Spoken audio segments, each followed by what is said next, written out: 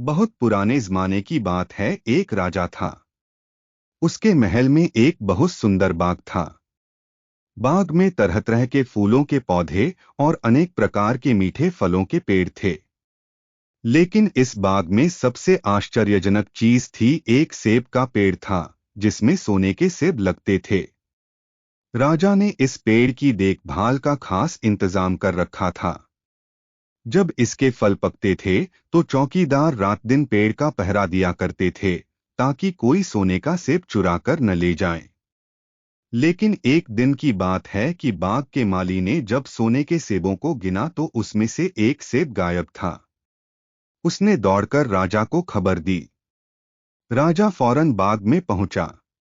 उसे यह देखकर बड़ा आश्चर्य हुआ कि देखभाल का इतना पक्का इंतजाम होने पर भी एक सेब किसी ने चुरा लिया।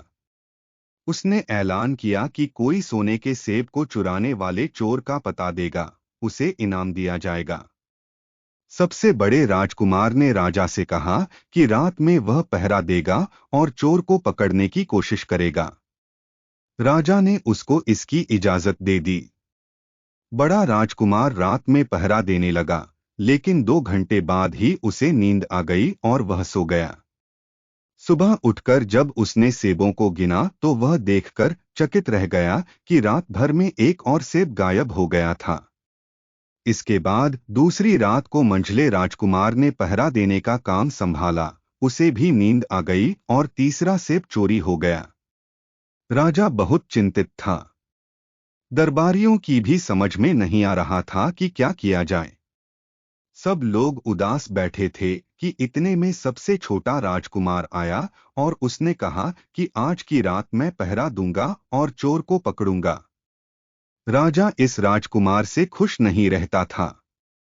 वह उसे मूर्ख भी मानता था। उसने उसे डांटते हुए कहा, तुम क्या समझते हो, क्या तुम्हें इसमें सफलता मिलेगी? तुमसे बड़े और तुमसे ज्यादा समझदार दोनों राजकुमार इस काम में असफल हो चुके हैं।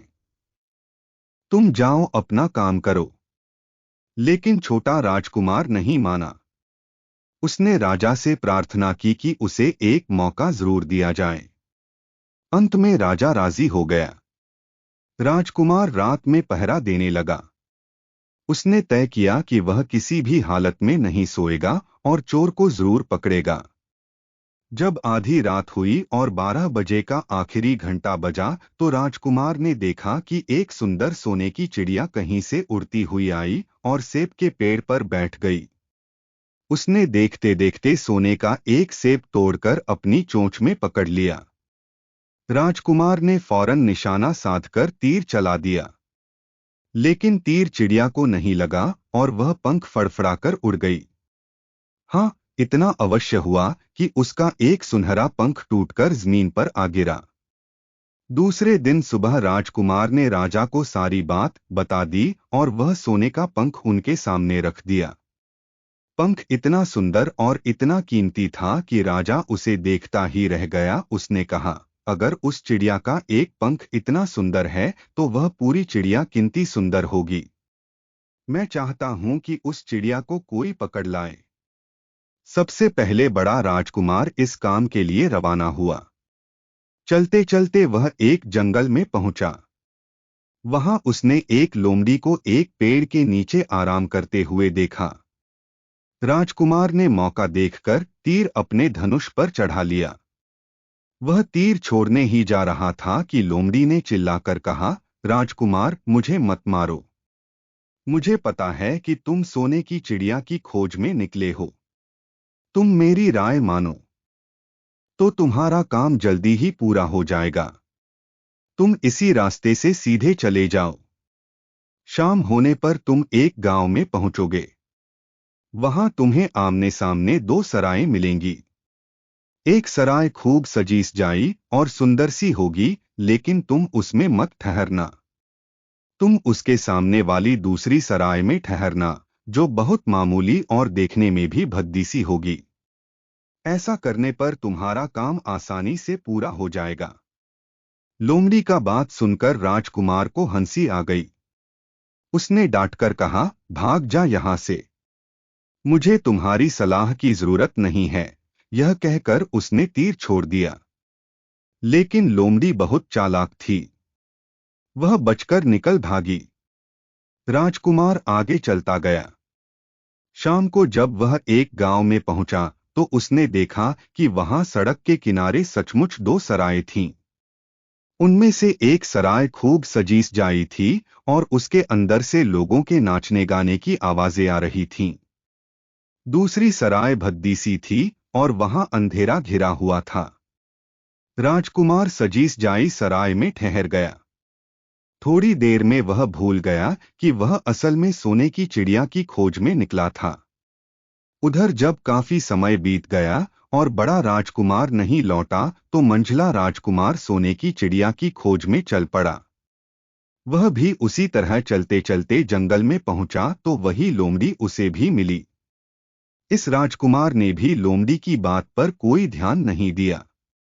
जब वह शाम को उस गांव में पहुंचा तो बड़े राजकुमार की तरह सजी सजाई सराय में ठहरा। वहां के नाच रंग में मस्त होकर वह भी अपना काम भूल गया। यहां तक कि उसे घर लौटने की भी सुध न रही। अंत में सबसे छोटे राजकुमार ने राजा से कहा कि मैं सोने की चिड़िया की खोज में जाऊंगा। राजा को विश्वास था कि जब उससे बड़े दोनों राजकुमार इस काम में सफल नहीं हुए तो इसे और भी सफलता नहीं मिलेगी। लेकिन उसके जिद करने पर राजा ने उसे इजाजत दे दी। छोटा राजकुमार तैयार होकर सोने की चिड़िया की खोज में निकला। जंगल में उसे भी लोमड़ी मिली। राजकुमार ने लोमड़ी की बात को ध्यान से सुना और लोमड़ी से कहा, ठीक है, तुम जैसे कह रही हो मैं वैसा ही करूंगा। अब तुम जाओ, मैं तुम्हें नहीं मारूंगा। इस पर लोमड़ी खुश होकर बोली, तुम सबसे अच्छे लड़के मालूम होते हो। तुमने मेरी बात बात का मजाक नहीं उड़ाया और मुझ पर तीर नहीं चलाया। मैं तुमसे खुश हूं और तुम्हारी मदद करूंगी। आओ तुम मेरी पूंछ पर बैठ जाओ। मैं तुम्हें उस सराय तक पहुंचा देती हूं। देखते देखते लोमड़ी की पूंछ काफी बड़ी हो गई और राजकुमार उस पर बैठ गया। उसके बैठते ही लोमड़ी हवा में उड़ने लगी और थोड़ी ही देर में मैदानों और पहाड़ों को पार करके उसी गांव में जा पहुंची। राजकुमार ने उसकी सलाह को मानकर छोटी और पुरानी सराय में ही डेरा डाल दिया। वह दूसरी सजी सजाई सराय से दूर ही रहा। दूसरे दिन सुबह उठकर जब वह आगे बढ़ा तो कुछ दूर चलने पर उसे वह लोमड़ी फिर से रास्ते में मिल गई। लोमड़ी ने उससे कहा, अब मैं तुम्हें बताती हूं कि आगे तुम्हें क्या करना चाहिए। तुम सीधे चलो। आगे चलने पर तुम्हें एक बहुत बड़ा किला मिलेगा जिस पर सिपाही लोग पहरा दे रहे होंगे। तुम सिपाहियों से डरना मत और सीधे अंदर चले जाना क्योंकि वे इस समय सो रहे होंगे। तुम बेधड़क होकर किले में घुसते चले जाना और उनके कमरों को पार करते हुए उस जगह पहुंच जाना जहां लकड़ी के एक मामूली से पिंजरे में सोने की चिड़िया बंद है। तुम चिड़िया को पिंजरे सहित उठाकर किले से बाहर ले आना। लेकिन एक बात याद रखना, चिड़िया के पिंजरे के पास ही एक बहुत सुंदर सा सोने का पिंजरा भी रखा होगा। तुम भूलकर भी चिड़िया को उस पिंजरे में मत रखना। मगर तुम उसे लकड़ी के पिंजरे में से निकालकर सोने के पिंजरे में रखने की कोशिश करोगे तो बाद में पछताओगे। यह कहकर लोमड़ी ने राजकुमार को फिर से अपनी पूंछ पर बिठाया और थोड़ी ही देर में उसको किले के पास पहुंचा दिया। राजकुमार ने किले का पास जाकर देखा कि सचमुच उसके पहरेदार सो रहे थे। वह बिना डरे सीधा महल में घुस गया और थोड़ी ही देर बाद वह उस कमरे में जा पहुंचा जहां सोने की चिड़िया एक पिंजरे में बैठी हुई थी। पिंजरे के पास ही सोने के 3 सेब पड़े हुए थे। इन सेबों को देखकर राजकुमार ने फौरन पहचान लिया कि ये सेब उसके पिता के बाग के ही थे। सोने की चिड़िया इतनी सुंदर थी कि राजकुमार उसको देखता ही रह गया। वह उसको उठाकर लाने ही वाला था कि उसकी नजर पास ही पड़े एक सुंदर से पिंजड़े पर पड़ी। वह पिंजड़ा बहुत सुंदर था और उसमें तरह तरह के कीमती पत्थर जड़े हुए थे। सोने की चिड़िया के लिए वही पिंजरा ठीक मालूम पड़ता था। राजकुमार लोमड़ी की बात को भूल गया और उसने सोने की चिड़िया को लकड़ी के पिंजरे से निकालकर सोने के पिंजरे में बंद कर दिया। लेकिन नए पिंजरे में आते ही चिड़िया ने खूब जोर जोर से शोर मचाना शुरू कर दिया। राजकुमार पिंजरे को उठाकर कमरे से बाहर भी नहीं निकल पाया था कि बहुत से सिपाही कमरे में घुस आए और उन्होंने राजकुमार को पकड़ लिया। अब राजकुमार को अपनी भूल का पता चला। उसे याद आया कि लोमड़ी ने उससे क्या कहा था। लेकिन अब क्या हो सकता था? सिपाही उसे खींचते हुए राजा के दरबार में ले गए। राजा के पूछने पर राजकुमार ने सारी बात कह सुनाई। राजा बोला, तुम मेरे महल में चोरी करने के लिए घुसे थे। मैं तुमको माफ नहीं कर सकता। तुम्हें फांसी की सजा दी जाएगी। लेकिन मैं तुम्हें एक मौका देता हूं। अगर तुम मेरे लिए सोने का घोड़ा ला दो तो मैं न सिर्फ तुम्हें छोड़ दूंगा बल्कि सोने की चिड़िया भी तुमको दे दूंगा। राजकुमार को अपनी जान बचाने के लिए राजा की शर्त माननी पड़ी। अब वह सोने के घोड़े की तलाश में निकला। किले के बाहर जाने पर उसने देखा कि लोमड़ी का उसका इंतजार कर रही है। उसने लोमड़ी को सारी बातें बताईं। लोमड़ी ने निराश होते हुए कहा, मैं अब तुम्हारी कोई मदद नहीं करूंगी। तुमने मेरे कहने के अनुसार नहीं किया। मैंने जिस तरह से कहा था, अगर तुम उस तरह से काम करते तो इस मुसीबत में नहीं फंसते और सोने की चिड़िया तुम्हें मिल जाती। राजकुमार बोला, इस बार मुझे माफ कर दो। मुझसे गलती हो गई। मेरा काम तुम्हारी सहायता के बिना नहीं चलेगा। मुझे राजा ने सोने का घोड़ा लाने के लिए कहा है, वरना वह मुझे फांसी पर चढ़ा देगा।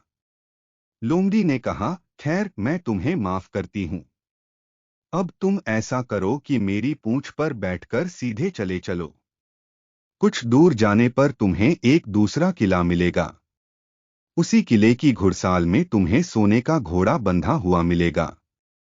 महल के नौकर चाकर सब सो रहे होंगे। तुम चुपचाप जाना और घोड़े को खोल लेना। लेकिन एक बात याद रखना, वहां घोड़े के पास ही घोड़े पर कसने के लिए दो जीनें रखी होंगी। उसमें से एक तो पुरानी चमड़े की जीन होगी और दूसरी सोने की जीन होगी। तुम सोने की जीन को छूना भी मत और उस घोड़े पर पुरानी चमड़े की जीन को कसकर सवार हो जाना और उसे दौड़ते हुए किले से बाहर चले आना। राजकुमार ने वादा किया कि वह ठीक ठीक वैसा ही करेगा। लोमड़ी ने उसको अपनी पूंछ पर बैठाया और कुछ ही देर में वह उसे ले किले के पास जा पहुंची। किले के पास पहुंचते ही लोमड़ी ने उसे नीचे उतारा और फिर वहां से चली गई। राजकुमार सीधा फाटक से किले में घुस गया। अंदर जाकर उसने देखा कि वहां के सभी नौकर चाकर सोए हुए थे।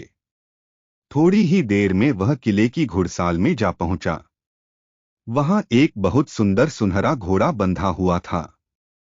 राजकुमार ने पास जाकर देखा कि वह घोड़ा सचमुच सोने का था। ऐसा सुंदर घोड़ा उसने सपने में भी नहीं देखा था। उसने आगे बढ़कर घोड़े को खोल लिया। जब वह बाहर निकलने लगा तो उसकी नजर एक कोने में पड़ी हुई सोने की जीन पर गई। यह जीन बहुत सुंदर थी और इसमें हीरे मोती जड़े हुए थे। उसके पास ही एक फटी पुरानी चमड़े की जीन पड़ी हुई थी। इतने सुंदर घोड़े पर पुराने चमड़े की जीन कसना राजकुमार को अच्छा नहीं लगा। उसने सोने की जीन उठा ली और घोड़े पर कसना शुरू किया। इतने में घोड़ा जोर से हिनहिना उठा। किले के नौकर चाकर जाग गए। थोड़ी ही देर में राजकुमार पकड़ लिया गया। राजकुमार को सिपाहियों ने हाथ बांधकर अपने राजा के सामने पेश किया। राजा ने सारी बातें सुनकर कहा, तुमने मेरे घोड़े को चुराने की कोशिश की है, इसलिए तुम्हें फांसी की सजा दी जाएगी। लेकिन अगर तुम मेरा एक काम कर दो तो मैं तुम्हें छोड़ सकता हूं। यहां से कुछ ही दूर एक सोने का महल है और उसमें बहुत सुंदर राजकुमारी रहती है। अगर तुम अपनी जान बचाना चाहते हो तो उस राजकुमारी को मेरे पास ले आओ। तुम्हें इनाम में यह सोने का घोड़ा दे दूंगा। बेचारा राजकुमार, वह फिर से एक नई मुसीबत में फंस गया। उसे मजबूर होकर राजा की शर्त माननी पड़ी। अब वह सोने के महल की खोज में निकला। कुछ दूर चलने पर फिर उसे वह लोमड़ी मिली। पता नहीं कैसे लोमड़ी को सारी बातें मालूम हो गई थीं। वह बोली, देखो, तुमने इस बार भी मेरी बात नहीं मानी। मेरी बात मान जाते तो यह नई मुसीबत तुम्हारे गले नहीं पड़ती। खैर, मुझे तुम पर दया आ रही है। मैं तुम्हारी मदद करूंगी। चलो, मैं तुमको सोने के महल के पास पहुंचाए देती हूं। तुम महल के बाहर ही कहीं पीछे छिपे रहना। जब उसमें से शाम को राजकुमारी तालाब में नहाने के लिए बाहर आए तो तुम आगे बढ़कर उसका हाथ पकड़ लेना। जैसे ही तुम उसको छूओगे, राजकुमारी तुम्हारे साथ आने के लिए राजी हो जाएगी। लेकिन एक बात याद रखना, तुम उसको वहां से अपने साथ ले आना। उसे वापस महल में मत जाने देना। वह तुमसे कहेगी कि मैं अभी अपने माता पिता से मिलकर आती हूं। लेकिन तुम उसकी बातों में मत आना, वरना फिर मुसीबत में फंस जाओगे। यह कहकर लोमड़ी ने फिर से अपनी पूंछ फैला दी और राजकुमार उस पर बैठ गया। देखते देखते लोमड़ी हवा में उड़ती हुई कुछ देर बाद सोने के महल के पास जा पहुंची। महल के पास पहुंचते ही राजकुमार एक पेड़ की आड़ में छिपकर बैठ गया। शाम को जब राजकुमारी नहाने के लिए किले से बाहर आई तो राजकुमार ने हिम्मत करके आगे बढ़कर उसका हाथ पकड़ लिया। उसके छूते ही राजकुमारी उसके साथ चलने के लिए तैयार हो गई। वह बोली, राजकुमार, तुम मुझे जहां भी ले जाना चाहोगे मैं तुम्हारे साथ चलूंगी, लेकिन मुझे थोड़ी देर के लिए अपने माता पिता से मिल आने दो। राजकुमार ने कहा, नहीं, यह नहीं होगा। तुम्हें तुरंत मेरे साथ चलना पड़ेगा। लेकिन राजकुमारी रोने लगी। इतनी सुंदर राजकुमारी को रोते देखकर राजकुमार का मन पिघल गया। अंत में वह राजी हो गया और बोला, जाओ, थोड़ी देर के लिए माता पिता से मिल आओ, लेकिन फिर तुरंत बाहर चली आना। लेकिन राजकुमारी ने जैसे ही किले में पैर रखा, किले के पहरेदार जाग गए और उन्होंने राजकुमार को पकड़ लिया। राजकुमार बहुत पछताया, लेकिन अब क्या हो सकता था। सिपाहियों ने उसे अपने राजा के सामने पेश किया। राजा बहुत निराश था। उसने उसी वक्त हुक्म दिया, इस राजकुमार को फौरन फांसी पर चढ़ा दिया जाए। यह सुनकर राजकुमार रोने गिड़गिड़ाने लगा।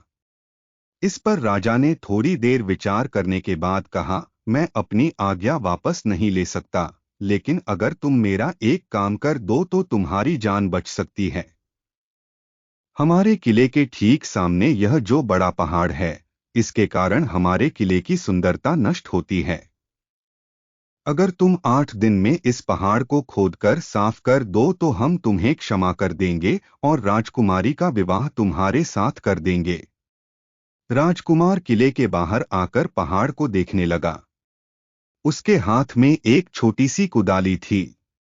उसकी समझ में नहीं आ रहा था कि इतना बड़ा पहाड़ 8 दिन में वह कैसे खोद सकेगा।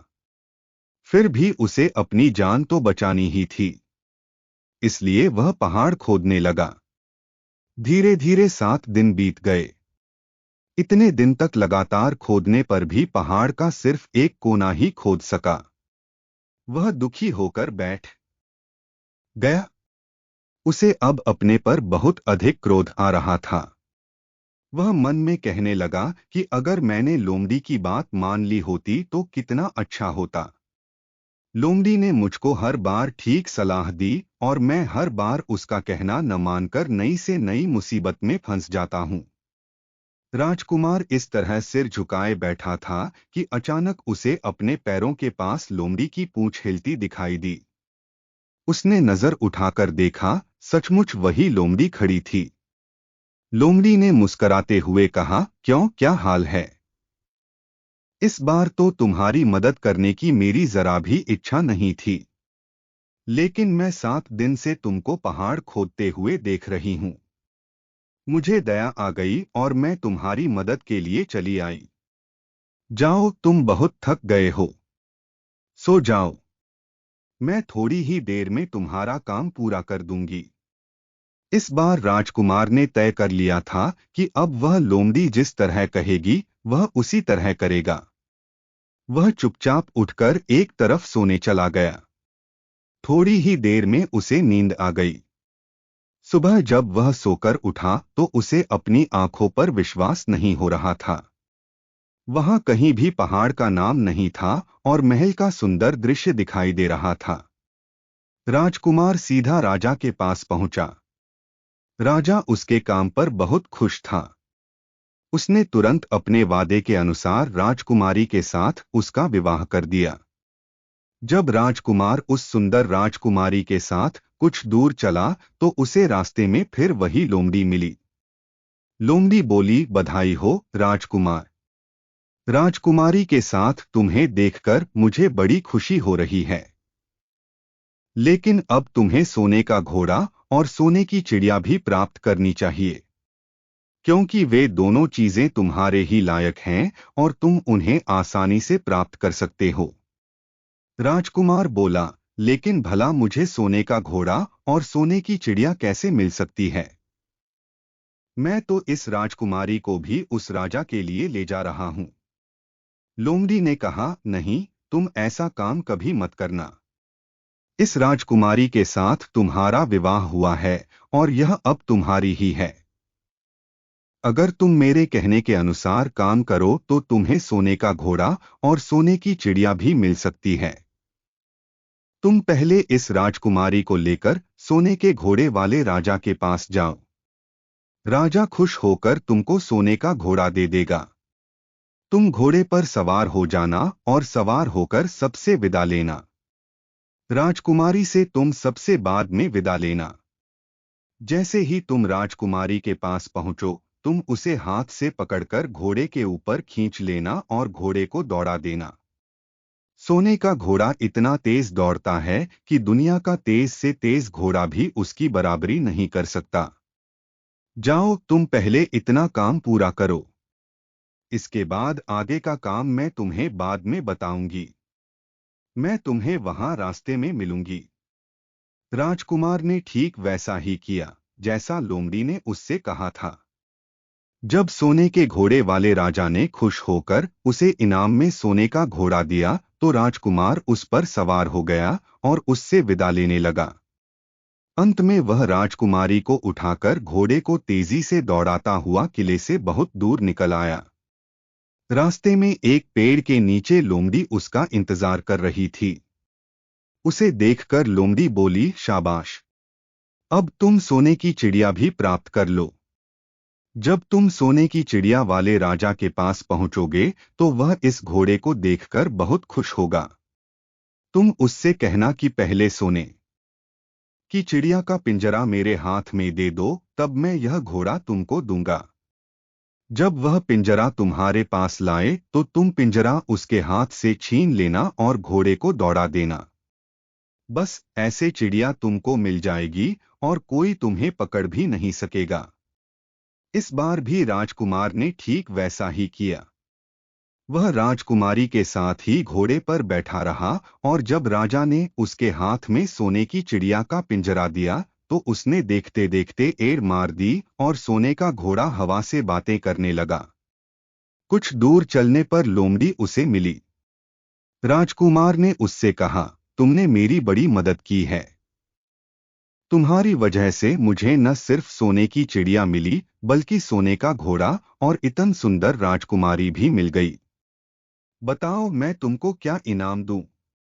मैं तुमको कुछ न कुछ जरूर देना चाहता हूं। लोमड़ी ने कहा, अगर तुम खुश हो तो मेरा एक काम कर दो। तुम एक तीर चलाकर मुझे मार दो। इस समय तुम यही सबसे बड़ा काम मेरे लिए कर सकते हो। राजकुमार ने कहा, भला यह कैसे हो सकता है? तुमने मेरी इतनी मदद की और मैं बदले में तुम्हें मार दूं? मुझसे यह नहीं होगा। यह सुनकर लोमड़ी बड़ी दुखी हुई और बोली, अगर तुम मेरा यह काम नहीं कर सकते तो फिर ठीक है, जाओ। लेकिन मैं तुम्हारी भलाई के लिए ही कह रही हूं कि तुम दो बातें जरूर याद रखना। एक तो तुम किसी कुएं की दीवार पर मत बैठना, और दूसरे तुम ऐसे लोगों के लिए धन मत खर्च करना जिन्हें फांसी मिलने वाली हो। राजकुमार बोला, भाई तुम भी अजीब हो। तुम्हारी बातें मेरी समझ में ही नहीं आती।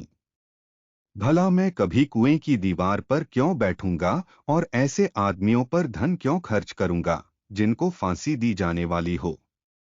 लेकिन लोमड़ी ने उसकी बात का कोई जवाब नहीं दिया और अलविदा कहकर वहां से चली गई। राजकुमार सोने का घोड़ा दौड़ता हुआ आगे बढ़ा। राजकुमारी उसके साथ ही बैठी हुई थी और सोने की चिड़िया का पिंजरा उसके हाथ में था। कुछ ही देर में राजकुमार उस छोटे गांव में जा पहुंचा जिसमें वे दोनों सराएं थीं। गांव के लोग और खास तौर से बच्चे उसको देखने के लिए बाहर निकल आए। सोने के घोड़े पर इतने सुंदर राजकुमार के साथ बैठी एक राजकुमारी को देखकर सभी लोग चकित थे। इतने में राजकुमार ने देखा कि गांव के बगीचे में एक जगह बहुत से लोग जमा हैं और कुछ शोर हो रहा है। राजकुमार के पूछने पर लोगों ने बताया कि वहां दो आदमियों को फांसी देने की तैयारी हो रही है। राजकुमार उधर ही चल पड़ा। वहां पहुंचने पर उसने पहचान लिया कि जिन आदमियों को फांसी दी जाने वाली थी वे और कोई नहीं बल्कि उसके ही भाई थे। वे लोग तब से उसी सजीस जाई सराय में रह रहे थे और तरह तरह के बुरे काम करते थे। वे जुआ भी खेलते थे और जुए में बहुत सा धन हार चुके थे। उन्होंने लोगों से बहुत सा रुपया भी उधार लिया था। इन्हीं सब बातों से चिढ़कर अब गांव वाले उन्हें फांसी पर चढ़ाने जा रहे थे। राजकुमार भला यह कैसे होने देता। उसने लोगों से कहा कि मुझसे रुपया ले लो और इन लोगों को छोड़ दो। उसके बहुत कहने सुनने पर लोग राजी हो गए और उन्होंने उन दोनों आदमियों को रिहा कर दिया। राजकुमार अपने भाइयों को छुड़ाकर आगे चला। कुछ दूर चलने पर जंगल में उन्हें एक कुआं दिखाई दिया। इस पर राजकुमार के कुछ देर कुएं के पास आराम करते हैं। वहां ठंडा पानी पीने के बाद हम लोग आगे चलेंगे। राजकुमार राजी हो गया। अब तक वह यह भी भूल चुका था कि लोमड़ी ने विदा होते समय उससे क्या कहा था। वह घोड़े से उतरकर कुएं की दीवार पर बैठ गया और आराम करने लगा। उसके दोनों भाइयों ने मौका देखकर उसे कुएं में धकेल दिया। इसके बाद उन्होंने घोड़े पर राजकुमारी को डाला और सोने की चिड़िया का पिंजरा उठाया और वहां से चलते बने। कुछ ही देर में वे लोग अपने राज्य में लौट आए। घर लौटकर उन्होंने राजा से कहा, हम लोग सोने की चिड़िया को पकड़ लाए हैं। इसी चिड़िया ने हमारे बाग में से सोने के सेब चुराए थे। इसके साथ ही हम एक यह सोने का घोड़ा और राजकुमारी भी लाए हैं। राजा बहुत खुश हुआ। सारे राज्य के लोग खुशियां मनाने लगे। लेकिन राजकुमारी खुश नहीं थी। वह बराबर रोती रहती थी। उसने खाना पीना छोड़ दिया। यही नहीं, घोड़े ने भी दाना पानी बंद कर दिया और सोने की चिड़िया भी उदास रहने लगी। राजा ने बहुत कोशिश की लेकिन न तो वह राजकुमारी खुश हुई और न सोने के घोड़े और सोने की चिड़िया ने दाना खाना शुरू किया। उधर छोटा राजकुमार कुएं में गिर गया था लेकिन वह मरा नहीं। कुआं बहुत गहरा था लेकिन उसमें पानी बहुत थोड़ा था। वह कुएं में बैठा बैठा अपने भाग्य को कोसता रहा। अब उसे फिर उसी लोमड़ी की याद आई और वह पछताने लगा कि अगर मैंने उसका कहना मान लिया होता तो मैं मुसीबत में न फंसता। राजकुमार ने जैसे ही लोमड़ी को याद किया, लोमड़ी न मालूम कैसे कुएं के मुंह पर आ पहुंची और बोली, देखो राजकुमार, मैंने पहले ही तुम्हें समझाया था कि किसी कुएं की दीवार पर मत बैठना और ऐसे आदमियों की मदद मत करना जिन्हें फांसी दी जाने वाली हो। लेकिन तुम नहीं माने। खैर चलो, अब आखिरी बार मैं फिर तुम्हारी मदद किए देती हूँ। लो मेरी पूंछ पकड़कर कुएं से बाहर निकल जाओ। यह कहकर लोमड़ी ने अपनी पूंछ कुएं में लटका दी। देखते देखते पूंछ इतनी लंबी हो गई कि कुएं के पेंदे में पड़े राजकुमार के पास तक जा पहुंची।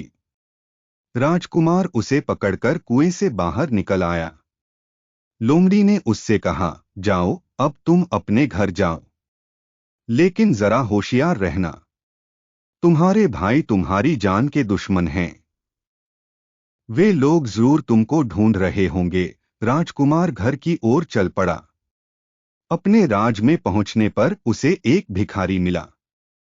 भिखारी को उसने अपने सुंदर कपड़े दान में दे दिए और उनके भद्दे पुराने कपड़े पहन लिए। इस तरह भेष बदलकर वह अपने किले में पहुंचा। वहां उसके पहुंचने पर एक बड़ी आश्चर्यजनक बात हुई। सोने का घोड़ा खुशी से हिनहिनाने लगा और दाना खाने लगा। सोने की चिड़िया भी अपने पिंजरे में खुशी से फुदकने लगी और गाना गाने लगी। राजकुमारी ने अपने आंसू पोंछ डाले और वह भी खुश दिखाई देने लगी। लेकिन राजा की समझ में कुछ नहीं आया। उसने राजकुमारी से इसका कारण पूछा तो वह बोली, मैंने तो पहले ही आपको सारी कहानी बता दी थी। आपके बड़े और मंझले राजकुमार ने छोटे राजकुमार के साथ धोखा किया है। इन्होंने आपको भी धोखा दिया है। लेकिन अब आपका छोटा राजकुमार यहां पर आ पहुंचा है, इसीलिए मुझे बेहद खुशी हो रही है। उसी के साथ मेरी शादी हुई है और मैं उसके साथ ही सुखी रह सकती हूं। फिर उसने मैले कुचैले कपड़े पहने एक आदमी की ओर इशारा करते हुए कहा, वह रहा आपका छोटा राजकुमार। राजा ने भी अपने छोटे लड़के को पहचान लिया। अब राजा ने अपने छोटे बेटे के बारे में अपने विचार बदल दिए। अब वह उसको बहुत समझदार और बहादुर मानने लगा और उससे बहुत अधिक प्यार करने लगा। उसने उसको राजगद्दी पर बिठाने का निश्चय किया। बड़े और मंझले राजकुमार ने अपने छोटे भाई को ही धोखा नहीं दिया था, बल्कि राजा को भी धोखा दिया था। इससे राजा उनसे बहुत नाराज था। उसने उन दोनों को अपने राज्य से निकलवा दिया। इसके बाद बड़ी धूमधाम के साथ राजकुमारी के साथ राजकुमार का विवाह हुआ और दोनों सुख से रहने लगे।